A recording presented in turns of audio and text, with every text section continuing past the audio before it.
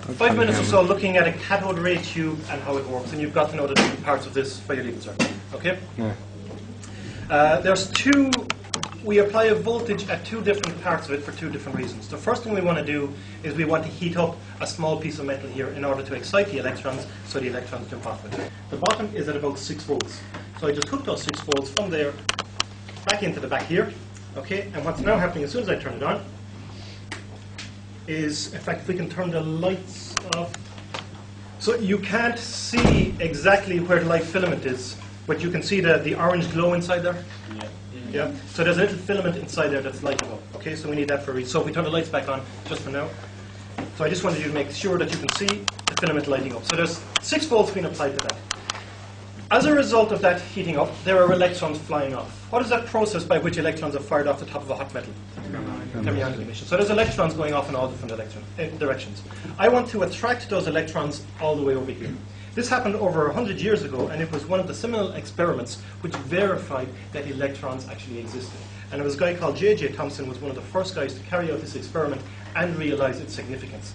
They had been predicted in advance, even by a guy called, Irish fellow called Stoney, but nobody was ever actually able to verify that these things existed. So they had this set up. In fact, they call this a cathode ray tube because you've got a cathode and an anode. So to get the cathode and an anode, you need the positive and the negative end. So 2 more leads. Let me turn this off while I'm making changes. Red to here. Red is positive. So red, I want this end to be positive. Right? So I'm making a positive end of my power supply. That's the best way of doing this so you can all see.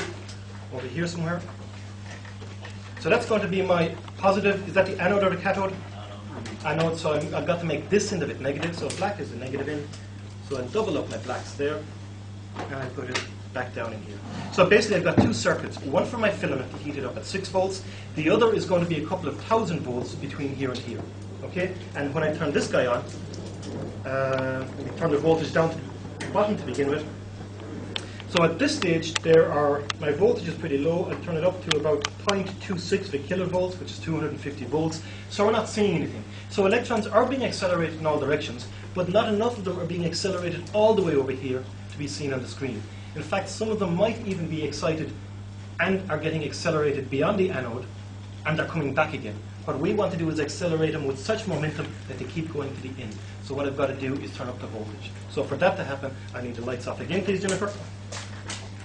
This time we're keeping an eye on my white screen, and as I increase the voltage, eventually you should get to the stage where you see your green dot. Yeah. So that there is a stream of electrons hitting it per second, hitting it per unit time. Now, this, before people realized what was going on, they realized you had a cathode, and it looked like something was coming from the cathode, so they called them cathode rays. It took J.J. Thomson to realize that these cathode rays were actually rays made up of individual electrons. So we know that an electron has got a small mass. We know that it's got a very small, well, I won't say very small area. We know it's got a very small mass. We know that it's got a charge. So we know that we know that it is a particle. What is really strange about this, and this isn't on the syllabus, is that when you go into the realm of quantum physics, the whole notion of whether something is a particle or a wave becomes very, very iffy. And what happens here is particularly surprising. If I increase the voltage, you've pretty much got to be on this side to see what you're getting, or you might see it on the back side. But as I increase my voltage up and up and up, what are we getting on the screen? A series of, which seems to be indicate interference and waves. And that's exactly what's going on here. Now, the boys didn't realize this at the time. It took 20 years. In fact, J.J. Thomson won a Nobel Prize for proving, they say he discovered the particle, insofar as this can be a discovery. He discovered the electron as a particle. About 20 years later, his son actually came along and did a variation of this experiment. And he said, wait, something strange is going on here. This only happens if something is a wave. So what he had was some sort of a diffraction grating inside in the middle of the cathode ray tube, and even a piece of crystal acts as a diffraction grating. He put that in his cathode ray tube, and he got a diffraction pattern, proving that the electrons are actually waves, because you can only get an interference pattern like this from a wave-like source. As I said, that's off the syllabus. It should be on, because it's incredibly significant, and that's where the whole conflict and the wave-particle duality kicks in. And obviously it doesn't make sense. How can something be a particle and a wave? So we're going to roll back a little bit from that. I'm going to go back just to my dots, reduce the voltage until we just get the dot, and this time, in fact, we can turn the lights on again, Jennifer. This would have been one of the tests they did, because they want to find out what exactly is coming from the cathode to the anode. So one of the things they did was they brought up a magnetic field. And lo and behold, it's affected by it. Okay, so again, this is pretty significant. We now know that because its cathode rays are actually electrons, if you've got a flow of electrons, you actually have what? Charge. Electric charge or electric current. If the electrons are going that way, what way is the current going? The opposite way. So here's what we're going to do. We're going to try and see, does Lenz's left hand, or whose rule? The FBI rule. What rule is that? No, it's not Lenz's law.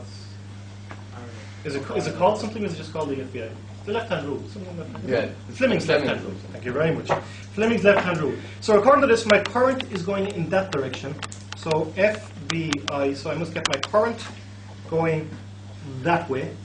Okay? I want to find out what direction my force will be in. So this says my force will be down if my magnetic field is in that direction. So my current is that way. If I can get my magnetic field that way, and to get my magnetic field that way, magnetic field lines go from where to where? North to south. North to south. So I've got the north end of a magnet here. There's a little dimple on it. That's the north end of a magnet.